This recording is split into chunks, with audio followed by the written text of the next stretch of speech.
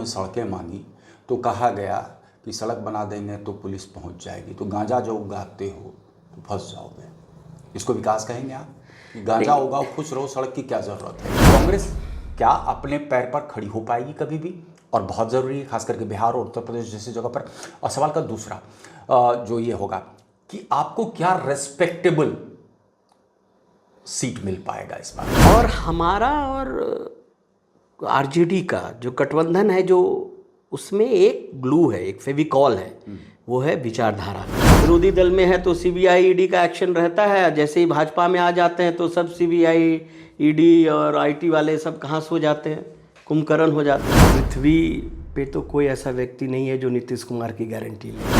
महागठबंधन का हिस्सा है और करेंगे, तो आपको नहीं लगता कन्हैया कुमार जैसे लोगों का सिर्फ यूज एंड थ्रो होता है कांग्रेस में? जदयू अपने आप को कहीं और प्लेस करती है वैचारिक रूप से, और भाजपा और, तो इसमें जो ग्लू है वो लूट का है, इसमें ग्लू है कुर्सी का। नमस्कार मित्रों, द पॉलिटिकल पंडित में आपका बहुत बहुत स्वागत है। आपके साथ मैं हूं शिव पूजन झा और आज हमारे साथ मौजूद हैं डॉक्टर चंदन यादव। आप कांग्रेस के सचिव हैं और पहला सवाल तो डॉक्टर साहब, आपको सबसे पहले तो हम स्वागत करना चाहते हैं अपने स्टूडियो में। पहला सवाल तो मैं आपसे यही करना चाहता हूं कि अमित शाह अब कह रहे हैं कि बिहार उनके लिए बहुत बड़ा फोकस रहेगा और एक तरीके से बिहार में ही रहेंगे वो चुनाव तक। बहुत महत्वपूर्ण होने वाला है 2025 का चुनाव, इसलिए पूरी ताकत झोंक रखी है एनडीए ने। दूसरी तरफ आप देख रहे हैं कि नीतीश कुमार कंफर्टेबल फील कर रहे हैं अपने आप को मंच साझा करने में। बार बार कह रहे हैं, बीच में भटक गए थे जदयू के कुछ नेताओं की वजह से, अब तो यहीं रहेंगे। मुझे लगता है जितना भी अमित शाह जी बिहार पे फोकस करेंगे, बट बिहार की जनता ने फोकस महागठबंधन पे कर लिया है। 20 साल की डबल इंजन की पूरी सरकार, मान लीजिए 10 साल से तो 11 साल से डबल इंजन की सरकार है और 20 साल से भाजपा जदयू की सरकार है। तो 20 साल में इन दोनों ने मिलकर बिहार को किस तरह से लूटा है, किस तरह से बर्बाद किया है, किस तरह से बिहार की संस्कृति, बिहार का विकास को कहाँ जाना चाहिए था और आज कहाँ है। आंकड़े पे बात करेंगे तो आप ह्यूमन डेवलपमेंट इंडेक्स के सारे आंकड़े निकाल लीजिए, आप बिहार आपको नीचे से फर्स्ट दिखाई देगा हर एक आंकड़े में लगभग। जो मानव, आप सिर्फ नीतीश कुमार को मानते हैं या मानते हैं कि इसके लिए जिम्मेदार राजद भी है? क्योंकि 15 साल का कार्यकाल राजद का भी बहुत स्वर्णिम तो नहीं कहा जाएगा, जंगल राज बार बार कहा जाता है। अभी हम पिछले 20 साल से कौन सरकार है, मुझे लगता है 2 दशक की सरकार के पास बहुत ज़्यादा समय होता है कि वो पिछली सरकारों के कंधे पे लेकर के अपनी नाकामियाँ भी नहीं छिपा सकते। ये बड़ी महत्वपूर्ण बात आपने कही और इसी बाबत एक प्रश्न यहाँ पर और उठता है कि आप देख रहे होंगे कि तमाम मंचों से नीतीश कुमार जो है जब संबोधित कर रहे हैं लोगों को, तो बार बार वो याद दिलाना चाहते हैं क्या था 2005 के पहले, याद है ना, शाम के बाद कोई घर से निकल सकते थे। आपको लगता है कि इसका कहीं कोई इमोटिव कनेक्ट होगा इस बार 2025 के चुनाव में? क्योंकि बहुत वक्त गुजर चुका है, एक बिल्कुल नया कहते वोटर्स का ब्रिगेड तैयार हो चुका है जिसको डेवलपमेंट से लेना देना है, उसको चमचमाती सड़कें चाहिए, उसको बिल्कुल हैपनिंग प्लेसेस चाहिए, जो बिहार में देखने को नहीं मिला। दूसरी तरफ आप देखिए कन्हैया कुमार भी पदयात्रा पर निकल गए हैं, मुद्दा उठा रहे हैं, रोजगार का मुद्दा उठा रहे हैं, पलायन का। प्रशांत किशोर का हम जिक्र कर लें, वो भी मुद्दा उठा रहे हैं रोजगार का और पलायन का। इधर तेजस्वी यादव को भी हम देख रहे हैं कि मुद्दा उठा रहे हैं पलायन का और रोजगार का। नीतीश कुमार कहीं ना कहीं बार बार वो रूल ऑफ लॉ क्या था 2005 के पहले, इस पर ही कहीं ना कहीं इसी पर डपली बजाते हुए नजर आ रहे हैं। तो लगता है कि वोटर्स जो है they will again buy this. मुझे लगता है कि इसके आपके सवाल के 2 पहलू हैं। पहला 2005 से पहले का जो सरकारें रही है, खास करके कांग्रेस और आरजेडी की सरकारें रही हैं, उस पे जो 2 तरह के विकास होते हैं।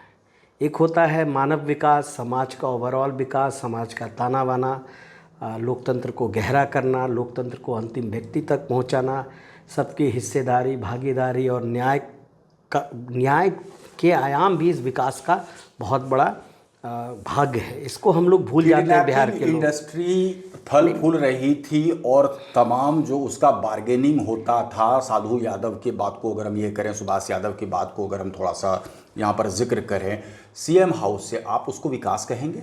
नहीं, मैंने क्या कहा कि विकास के 2 पिलर्स हैं मान लीजिए। तो ये भी एक पिलर होगा नहीं, क्या? एक देखिए, मान लीजिए आप 3 पिलर्स कह लीजिए मोटा मोटी। एक है कि आप किस विचारधारा से बिहार को बनाना चाहते हैं, आपके विकास का जो नीति है या नियत है वो क्या है, कि आप पूरी तरह से केंद्रीकरण वाली व्यवस्था लाना चाहते हैं या पूरी तरह से विकेंद्री वाला पावर चाहते हैं। ये सब भी आयाम है विकास के। आप नीचे में जो लोग रह रहे हैं, जो गरीब लोग रह रहे हैं, वो कितना खुश हैं, वो कितना उनमें सरकार के कामकाज का विकास पहुंच रहा है, उनमें कितना कॉन्फिडेंस है। मैं ये चीज़ कह रहा हूँ कि 2000 जो जिक्र करता हूँ, मैं एक वाक्य मैं आपको जिक्र करता हूँ। बहुत पहले का ये कहा कि लोगों ने सड़कें मांगी तो कहा गया कि सड़क बना देंगे तो पुलिस पहुंच जाएगी, तो गांजा जो उगाते हो तो फंस जाओगे। इसको विकास कहेंगे आप? गांजा उगाओ, खुश रहो, सड़क की क्या ज़रूरत है? नहीं, न्यूक्लियर पावर को यूज़ भी कर सकते हैं, मिसयूज़ भी कर सकते हैं। मैं ये कह रहा हूँ कि लोकतंत्र है देश में, तो लोकतंत्र गहरा होना चाहिए, अंतिम व्यक्ति तक पहुँचना चाहिए। सरकार में भागीदारी, न्याय और विकास के हर एक पहलू अंतिम व्यक्ति तक भी पहुंचना चाहिए। नहीं, मैं कह रहा हूँ, अच्छा एक बात, भारती को टिकट मिल जाता है, वो टिकट मिलना था किसी को, परिवार में एक के बाद एक सारे के सारे राजनीति में पहुंच रहे हैं। मुझे लगता है ये कार्यकर्ता तो ठका महसूस कर रहा है। ये देखिए कि भारतीय जनता पार्टी में भी देखें, ये मामला हो गया, एक कहावत है ना अपने यहाँ, शुभ दूसरा चलने का टाइप, कि मतलब सब जगह है। मैं ये चीज़ कह एक जो नहीं, मैं ये जो मायने रखता है क्या? नहीं, मैं ये चीज़ कह रहा हूँ, देखिए लोकतंत्र है, जनता वोट कर रही है ना। आप जनता ने कहीं ना कहीं, अगर कॉरपोरेट में एक ब्रांड होता है तो पॉलिटिक्स में भी ब्रांड है। आजकल लोग जो इस तरह से पॉलिटिक्स रन की जा रही है देश में, उसमें एक ब्रांडिंग हो रही है, और इसके जनक आप जानते हैं कौन है। तो ब्रांडिंग का तो है ही सवाल कॉर्पोरेट में, जिस तरह से ब्रांडिंग करके लोग अपना, उस ब्रांड में लोगों को विश्वास है। तो एक पॉलिटिकल आइडियोलॉजी भी तो एक ब्रांड है, आप कह लीजिए, मैं कह रहा हूँ। और व्यक्ति जो उस पॉलिटिकल आइडियोलॉजी को जो प्रोपोगेट करते हैं, जिस मुद्दे पर तो हम और भी आएंगे, लेकिन अभी चूंकि हमने चर्चा की शुरुआत की थी कि अमित शाह के रेगुलर विजिट को लेकर के, और बार बार नीतीश का ये कहना कि अब छिटक करके कहीं नहीं जाएंगे, आपको क्या लग रहा है कि जब ये बातें कही जा रही है नीतीश कुमार की तरफ से लगातार कि अब छिटक करके कहीं नहीं जाएंगे, तो क्या ये मान लिया जाए कि अब मोर और लेस अलायंस बिल्कुल कॉन्क्रिटाइज हो चुका है? महागठबंधन का जो अलायंस है, या जो कहते हैं यहाँ महागठबंधन ही कहा जाता है, इंडिया ब्लॉक तो कह नहीं रहे हैं, और एनडीए का ब्लॉक, ये लगभग अब इसी स्वरूप में रहेगा, या आपको लग रहा है कि 2025 के पहले शायद राजनीति कुछ और करवट ले सकती है और ब्लॉक में चेंजेस हो सकते हैं? अब मुकेश सहनी जैसे लोग, वो जो क्या कहते हैं फेंस सिटर्स होते हैं, वो तो जिधर बढ़िया मौका देखेंगे उस तरफ चले आएंगे। यही मुकेश सहनी थे, मौर्या होटल में प्रेस कॉन्फ्रेंस कर रहे थे तेजस्वी यादव के साथ, और वहीं पर से चिल्लाते हुए बोल के गए कि भाई इन्होंने तो मेरे पीठ पे छुरा घोपा, फिर जा करके साथ में आप देख रहे हेलीकॉप्टर में मछली खा रहे हैं। मुझे लगता है कि पृथ्वी पे तो कोई ऐसा व्यक्ति नहीं है जो नीतीश कुमार की गारंटी ले।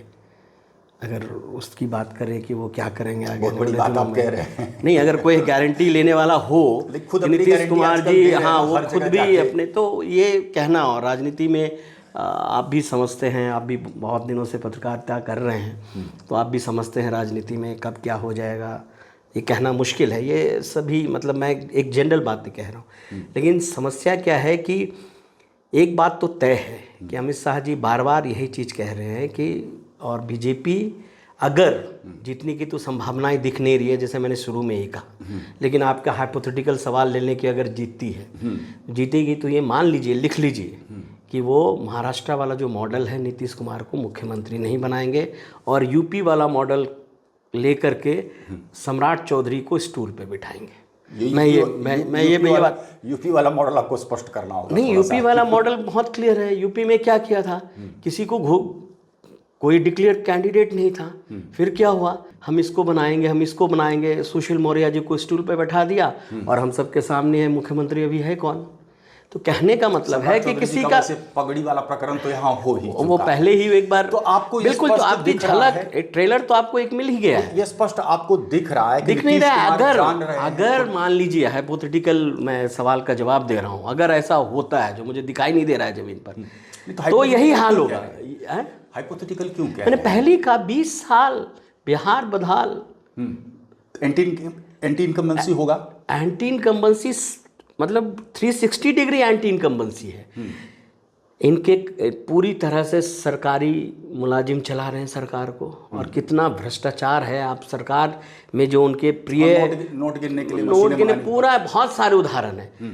तो मुझे लगता है कि भ्रष्टाचार, लूट और जिस तरह से इनके कामकाज करने का तरीका है, आप लोग बना रहे हैं क्या इस चुनाव में? मुद्दा जनता बना रही है। आप चले जाइए, जनता को तो बुलवाएंगे आप ही ना? नहीं, जनता, हम तो जनता की आवाज़ बनते हैं जी। जनता की आवाज़ को हम लोग उसके सुर में सुर मिलाते हैं। तो जनता तो ये कह रही है, आप चले जाइए कहीं भी, गांव में भी हम लोग जाते हैं, ये कहते हैं भैया भ्रष्टाचार तो पूरा, ये डाइकोटॉमी नहीं लगेगा। मतलब आप चाहिए ना, किस मुंह से कांग्रेस या राजद भ्रष्टाचार की बात करें, किस मुंह से?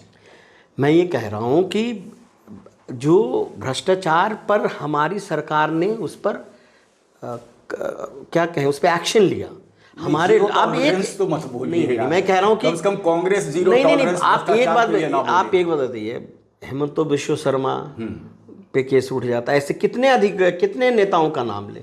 ये कौन सा भ्रष्टाचार के विरोध में आप हैं कि दूसरे विरोधी दल में है तो भ्रष्टाचारी है, और आपके दल में आ गए, आपने हाँ वॉशिंग मशीन में धुल गए और वो क्लीन हो गए, कोई एक्शन नहीं होता है। जैसे ही विरोधी दल में है तो सीबीआई ईडी का एक्शन रहता है, जैसे ही भाजपा में आ जाते हैं तो सब सीबीआई ईडी और आईटी वाले सब कहाँ सो जाते हैं, कुंभकर्ण हो जाते हैं। ये तो जनता देख रही है, बहुत ही क्लियर कट मॉडल है। कार्यकाल में भी होता था क्या? कांग्रेस पार्टी नहीं, कांग्रेस पार्टी बहुत, इसमें से ना भाजपा और कांग्रेस में बहुत फासला है। कांग्रेस पार्टी एक बात से क्लियर है। आप एक बात बता दीजिए, हमारे कुछ हुआ, थोड़ा भी भनक होता था तो हमारी पार्टी में, आप उस समय थे ही, मुझे लगता है 2004 से 2014 में जो अपनी सरकारें थी, कुछ तो मतलब छोटे छोटे चीज़ों पे हमारी पार्टी ने लगा कि हाँ लोगों में ये मुद्दे पे ही तो कांग्रेस की जड़ें कमजोर हो गई इस पे। लेकिन चलिए, जो जिस मूल बिंदु पर आप चर्चा करना चाह रहे हैं वो ये है आपका कि नीतीश कुमार इस मुद्दे को बार बार उठा रहे हैं, जंगल राज का मुद्दा, या फिर सजा याफ्ता लालू प्रसाद यादव के बारे में जिक्र करते हैं, परिवारवाद का जिक्र करते हैं। और दूसरी तरफ कांग्रेस अब कह रही है भ्रष्टाचार के मुद्दे को। मैं एक जंगल राज के, मैंने पहले कहा ना कि उस शासनकाल के दो पहलू हैं, आप हर समय कहें। उस पहलू में क्या नीतीश कुमार जी शोषित, वंचित, पिछड़े, अति पिछड़े दलितों को की जो राजनीतिक आवाज़ मिली, जो उनको राजनीतिक शक्ति मिली, जो राजनीतिक प्रतिनिधित्व मिली, या एक जो कॉन्फिडेंस आया, जो उनके लिए भी लोकतंत्र गहरा हुआ, सही माने में गहरा हुआ, जमीन के बदले नौकरी मिली, नहीं बहुत सारे कुछ सामाजिक परिवर्तन। अगर समाज में परिवर्तन होगा तभी विकास भी बहुत तेज़ी से बढ़ेगा।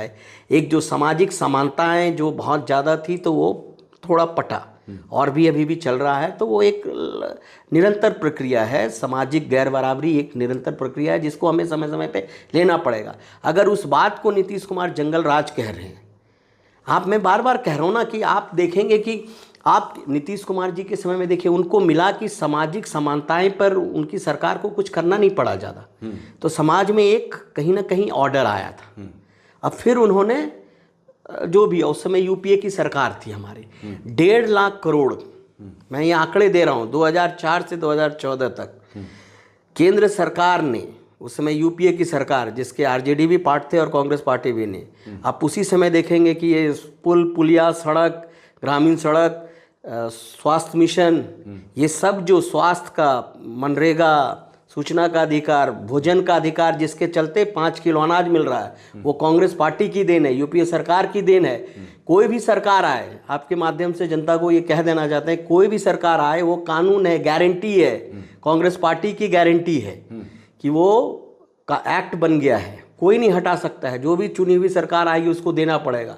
मोदी जी चाह के भी मनरेगा नहीं हटा पा रहे हैं, उसी तरह से मोदी जी चाहेंगे भी ना कि हम 5 किलो अनाज नहीं देंगे, जो उनकी नीति रहती है, ये नहीं कर सकते। मैं ये कह देना चाहता हूँ, बिहार को इतनी सौगातें दी यूपीए के कार्यकाल में, आप सत्ता में थे, आप ये विशेष राज्य का दर्जा जो बड़ा इमोटिव इशू है नीतीश कुमार के लिए वो भी कर सकते थे। आज लालू प्रसाद यादव मुखर होते हैं, डिमांड कर रहे हैं तेजस्वी यादव भी विशेष राज्य का दर्जा को लेकर के। सबको पता है कि देखिए ऐसे कानूनी प्रावधान अब रह नहीं गए कि विशेष राज्य का दर्जा दिया जा सके, लेकिन फिर भी क्या है कि इमोटिव कनेक्ट है। नीतीश कुमार इस मुद्दे को दसियों साल पहले से उठाते हुए चले आ रहे हैं। तो जब आपकी सरकारें थी केंद्र में तो आपने क्यों नहीं दिया? मैं एक बात बता दूं, जब हमारी सरकार थी तो BRGF फंड होता था, मतलब पिछड़े राज्यों के लिए एक, पिछड़े जिलों के लिए एक फंड अलग से दिया जाता था। और उसमें तकरीबन देश के लगभग 250 से, बिहार के भी 16-17 जिले थे। अच्छा पैसा आता था जिले में विकास के लिए। जैसे ही मोदी सरकार आई उसको ख़त्म कर दिया। तो ये सब क्या है? बिहार जैसे राज्य, यूपी जैसे राज्य, लेकिन नीतीश जी तो बड़ा खुश लग रहे हैं। नहीं, नीतीश जी तो कल भी मंच से उन्होंने कहा कि बहुत नीतीश जी को, अब नीतीश जी को इस बार बजट में भी आपने देखा होगा कि क्या दिया बजट में क्या दिया है? अमित शाह जी आए, उन्होंने क्या अनाउंस किया? वो तो पहले से ही अनाउंस है। अच्छा, मखाना वाला उन्होंने शुरू किया, जो भी एक ही चीज को बार बार रिटरेट कर दिया। उसका कोई मतलब नहीं है। मैं कह रहा हूं कि आप देखेंगे कि तुलनात्मक देखेंगे ना, आप 2004 में बिहार का बजट कितना था और 2025 में कितना है, हम उस रेशियो से देखेंगे ना कि आपने कितना दिया पैसा। हम 1.5 लाख करोड़ की बात कर रहे हैं, उसमें पूरा जो बिहार के विकास के लिए केंद्र सरकार ने बिहार के विकास के लिए उतना पैसा अलग अलग मद में दिया। ये क्या है? बिहार की राशि है ना, बिहार को स्पेशल स्टेटस का एक पैसा है। लेकिन जो सरकार बिहार में जिस मुद्दे को लेकर के नीतीश जी और भाजपा में गठबंधन हुआ या आगे बढ़े, ये बिहार का तो जनता से कबूल किए थे मंच पे। याद होगा 2015 के चुनाव में आरा में मोदी जी ने जिस तरह से बिहार की बोली लगाई थी, 10,000 करोड़ 20,000 करोड़, वो कहाँ गया? आपने वो पैसा गया कहाँ? आप बोल देना और फिर जुमले हो जाना, ये भारतीय जनता पार्टी की तो नीति और नियत रही है। हमने जो कहा 15 लाख टाइप वाला जुमला आपको लगता हाँ है वही है, आया ही नहीं ना। आप जो 60,000 करोड़ रुपया देंगे वो कहाँ गया? दूसरा हम देखते हैं कृष्णा अलावारू जिस हिसाब से वो निर्णय ले रहे हैं, फैसले ले रहे हैं और लालू दरबार में माथा टेकने नहीं पहुंच रहे हैं। ये भी कहा जाने लगा कि कहीं ना कहीं कांग्रेस ने जो पप्पू यादव के पैरों में बेड़ियां बांध रखी थी वो एक तरीके से उनको खुली छूट दे दी गई है। और आपको पता है खास करके कि सीमांचल क्षेत्र में पप्पू यादव का एक कद रहा है। आपने उनका समर्थन भले ना किया हो, लेकिन निर्दलीय होने के बावजूद पप्पू यादव ने जीत दर्ज की और राजद के कैंडिडेट को ज़बरदस्त पटकनी एक तरीके से दी थी। हम आपसे समझना चाहते हैं कि कांग्रेस की हर बार कवायद तो होती है, ऐसी कवायद मैंने इसके पहले उत्तर प्रदेश में भी देखी थी। उस वक्त मैं उत्तर प्रदेश में ही पोस्टेड था। खाट पे चर्चा बड़ी ज़बरदस्त, लोगों का रिस्पांस बहुत अच्छा आपको आ रहा था। और जब ये कयास लगाए जा रहे थे कि शायद उत्तर प्रदेश में कांग्रेस अपने पैरों पर खड़ी हो जाएगी, तो जब भी कांग्रेस एक ऐसी नीति लेकर के आती है, अपनी पूरी कार्यक्रम की रूपरेखा तैयार करती है, उस पर कुछ हद तक आगे बढ़ती है, उसके बाद फिर कांग्रेस को क्यों सांप सूंघ जाता है कि फिर वो बैसाखी का सहारा ले लेती है। अब फिर गठबंधन की बात आप लोगों ने फिर से एक बार शुरू कर दी। इस गठबंधन में आपको क्या लग रहा है, लालू प्रसाद यादव कांग्रेस को क्या बहुत रिस्पेक्टेबल सीटें दे देंगे और क्यों देंगे? आपका स्ट्राइक तो पिछले चुनाव में बहुत खराब था। दो सवाल का दो पहलू। बिल्कुल। कांग्रेस क्या अपने पैर पर खड़ी हो पाएगी कभी भी? और बहुत ज़रूरी है खास करके बिहार और उत्तर प्रदेश जैसी जगह पर। और सवाल का दूसरा जो ये होगा कि आपको क्या रेस्पेक्टेबल सीट मिल पाएगा इस बार? कह रहा हूँ यही सवाल एनडीए में भी है। बिल्कुल है। भारतीय जनता पार्टी ने कितनी बार कोशिश की। एक बार तो चिराग पासवान को मोहरा बना करके किया 2020 में, आपके सामने है। तीसरे नंबर की पार्टी 2015 में लोकसभा अलग अलग लड़े। तो ये अटेम्प्ट तो भारतीय जनता पार्टी भी कर रही है बहुत सालों से, उनसे भी सवाल होगा, है ना। तो मैं ये आपको बताना चाह रहे हैं कि हर एक दल, और एक चीज़ तो तय है ना बिहार में कि कोई पार्टी कितनी भी बोले विश्व की मैं सबसे बड़ी पार्टी हूँ, लेकिन बिहार में अकेले लड़ने की हिम्मत नहीं है। लड़ ले भारतीय जनता पार्टी जरूरी है और नीतीश बड़े कैटलिस्ट नहीं। मैं वो सवाल है कि है या नहीं वो तो आगे तय होगा, लेकिन जो आप संदर्भ कह रहे हैं, मैं ये चीज़ कह रहा हूँ जो आपके सवाल का, कि बिहार में ऐसी स्थिति है नहीं कि कोई भी दल, और हमारे में भी, महागठबंधन में भी है बिल्कुल। और हमारा और आरजेडी का जो गठबंधन है, जो उसमें एक ग्लू है, एक फेविकॉल है, वो है विचारधारा का, है ना। हम लोग दोनों अच्छा, उस विचारधारा में ये फूडर स्कैम से लेकर तमाम स्कैम कभी आड़े बात नहीं आता। नहीं, मैं कह रहा हूँ कि आप उसमें एनडीए का आप पूरा देख लीजिए, मतलब जो मोदी जी का केंद्र का और राज्य का मिला दीजिएगा, वो एक अलग पहलू है, उस पर हम चर्चा करेंगे जब उस पर लिस्ट ला करके फिर हम लोग एनालाइज कर लेंगे। हम ये कह रहे हैं जो आपका मूल विचारधारा, हम जो कहना चाह रहे हैं, हमारा और राजद का गठबंधन होना एक नेचुरल प्रोसेस है, एक नेचुरल दिखता है कि हम दोनों कहीं ना कहीं दिल मिलता है कि हम भले ही, हाँ ना, बाकी सेक्युलर और सोशल जस्टिस, ये दो प्लेटफॉर्म है, पाया है, जिसपे आरजेडी और कांग्रेस एक साथ खड़ी हुई दिखती है, रही है, कंसिस्टेंसी है उसमें। आप बताइए भारतीय जनता पार्टी और जेडीयू में क्या ग्लू है, एक्सेप्ट कि हम कुर्सी कुमार बने रहे नीतीश जी, और भाजपा भी अपना कुर्सी कुमार बने रहे ना। कभी नीतीश जी का, अभी चिराग जी का भी देखिए, उनसे सवाल पूछता है तो मैं तो ये नहीं मानता हूँ, ये सब बकवास है, ये नहीं करना। अरे भाई आपके साथी है, आप मंत्री है, उसके पार्ट है, क्यों नहीं आप छोड़ देते हैं? ये बोलने से क्या जनता को बेवकूफ़ समझ रखे हैं क्या? मैं किसी दल के साथ हूँ, वो दल रोज़ दिन गड़बड़ी नफरत फैला रहा है, और जब आपसे पूछा जाए तो आप कह दोगे कि मैं उस सरकार में मंत्री हैं, और मैं कह दूंगा कि नहीं मैं तो नहीं मानता हूँ, मेरे पार्टी तो नहीं मानता। इस कहने से हो जाएगा? जनता आपको माफ़ कर देगी? आप उसके पार्ट हैं। नहीं तो ये लग रहा है कांग्रेस को कि अब या कुछ आपको आश्वासन मिला लालू प्रसाद यादव की तरफ से, राजद की तरफ से, कि भाई ठीक है हम रेस्पेक्टेबल आपको पोजीशन दे देंगे, हमारे में रेस्पेक्टेबल आपको सीट शेयरिंग मैं ये कह रहा हूँ कि, और मतलब एकला चलो की राह पर मत चलो। आप एक बार छोड़ दीजिए तो 2010 में हम राजद, कांग्रेस और वामपंथी, और ये तीनों में एक वैचारिक ग्लू है, एक फेविकॉल है। इसलिए हम लोग में मतभेद होना तो लाजमी है, तभी तो हम लोग अलग अलग पार्टी है। मनभेद नहीं है, मनभेद इसलिए नहीं है कि हम एक विचारधारा की भी लड़ाई लड़ रहे हैं भारतीय जनता पार्टी से। वहाँ जो बहुत बड़ा एक कॉन्ट्रडिक्शन है कि जदयू अपने आप को कहीं और प्लेस करती है वैचारिक रूप से, और भाजपा और, तो इसमें जो ग्लू है वो लूट का है, इसमें ग्लू है कुर्सी का। हमारे में वो नहीं है। हमें देश के संविधान को भी बचाना है, देश में भाईचारे को भी बचाना है, सामाजिक गैरबराबरी को भी पाटना है। तो ये बहुत ही क्लियर कट है, और वहाँ पे तो सिर्फ लूटपाट और कुर्सी, विधायक कौन बनेगा, एमपी कौन बनेगा, यहीं तक सीमित है। तो ये एक बड़ा फासला है, और हमारा, और इसलिए कह रहा हूँ कि इसमें तमाम मतभेदों के बावजूद तो हम लोगों के अंदर एक बहुत, एक मैं मतलब कह रहा हूँ हमारे दर्शकों को आप ये कह सकते हैं टाइज एकदम सीमेंटेड है, ये गठबंधन इंटैक्ट रहेगा, फाउंडेशन और राजद चाहे जितनी भी हमारा हम बिल्कुल इंटैक्ट रहेगा। हम ये चीज़ कह रहे हैं, फाउंडेशन हमारा स्ट्रांग है, और हमने जनता पिछले कई वर्षों से देखा भी है कि हम लोगों का जो गठबंधन रहा है बिल्कुल अच्छे से काम किया है, एक दूसरे का आदर किया है, और थोड़ा बहुत तो मतभेद होगा ही, वो सभी दलों में होगा, सभी जगह हो रहा है। लेकिन भारतीय जनता पार्टी में, एनडीए में बहुत ज़्यादा है। हाँ, ये मान लिया जाए अब कि नीतीश के लिए महागठबंधन में दरवाजे पूरी तरह से बंद हैं, ये मान लिया जाए? नहीं, फिर मैं आप जहाँ से आपने बहस शुरू की थी, इस पृथ्वी पे कौन गारंटी लेगा नीतीश जी का? मतलब है अभी कोई मैं ये नहीं कह रहा हूँ, मैं आप पे ही सवाल, मैं कह रहा हूँ कि इसकी गारंटी कौन लेगा राजनीति में? अच्छा, नीतीश जी के खास करके मैं अपनी गारंटी दे सकता हूँ कि मैं कांग्रेस पार्टी में हूँ, कांग्रेस पार्टी के विचारधारा से मेरा बिल्कुल ही जुड़ाव है, एक प्रतिबद्धता है। मैं एमएलए बनूं ना बनूं, एमपी बनूं ना बनूं, पार्टी में विचारधारा, और कांग्रेस पार्टी में हूँ। तेज प्रताप यादव को जो है ना, कभी कभी उनका विवेक जगता है तो वो क्या करते हैं, दरवाजे पर जा करके वो साट देते हैं कागज़ में लिख करके, सो नीतीश के लिए हमेशा जो है चचा के लिए दरवाजे बंद हैं, कभी मतलब दरवाजे खुल भी जाते हैं।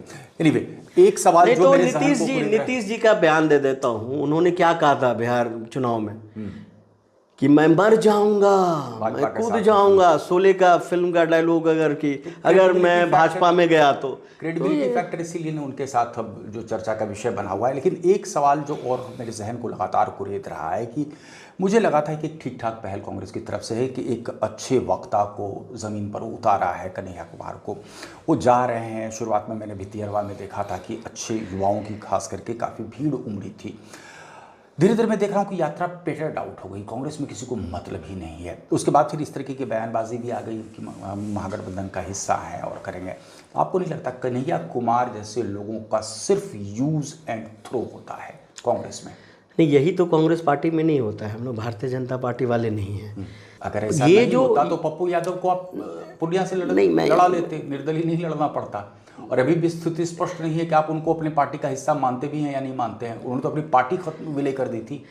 मैं ये चीज़ कह रहा हूँ कि ये जो यात्रा पलायन रोको नौकरी दो यात्रा जो चल रही है, रोजगार दो यात्रा, ये युवा कांग्रेस और एनएसवाई द्वारा प्रायोजित एक कार्यक्रम है।